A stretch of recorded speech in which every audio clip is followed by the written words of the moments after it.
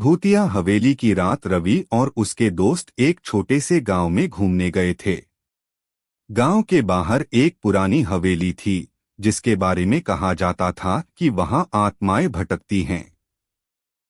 गांव वालों ने उन्हें चेतावनी दी कि रात में वहां न जाएं, लेकिन रोमांच के शौकीन रवि और उसके दोस्तों ने इसे चुनौती के रूप में लिया।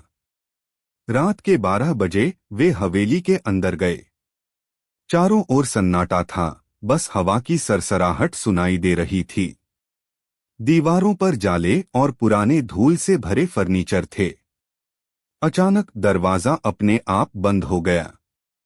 सभी घबरा गए, लेकिन रवि ने हिम्मत रखी और टॉर्च जलाकर आगे बढ़ा। वे धीरे धीरे एक बड़े हॉल में पहुंचे जहां एक पुरानी पेंटिंग टंगी थी।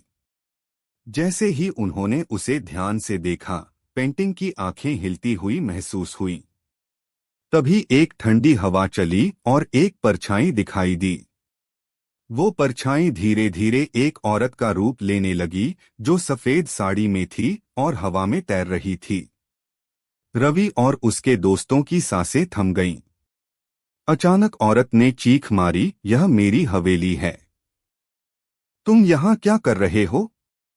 डर के मारे सभी भागने लगे, लेकिन दरवाजे बंद हो चुके थे। तभी एक दोस्त ने देखा कि दीवार पर कुछ लिखा था, जो मेरी कहानी जानेगा वही बाहर जा सकेगा। रवि ने जल्दी से दीवार पर लिखे शब्द पढ़े और जाना कि यह आत्मा एक महिला की थी जिसे इस हवेली में धोखे से मार दिया गया था। जैसे ही उसने यह शब्द पढ़े, हवेली हिलने लगी और दरवाजे खुल गए। वे सभी दौड़कर बाहर निकले और फिर कभी उस हवेली के पास भी नहीं गए।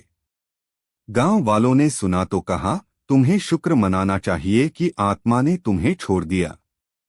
हर कोई इतना भाग्यशाली नहीं होता। रात के अंधेरे में कोई हवेली तुम्हें बुलाए तो सोचो, क्या तुम वहां जाने की हिम्मत करोगे?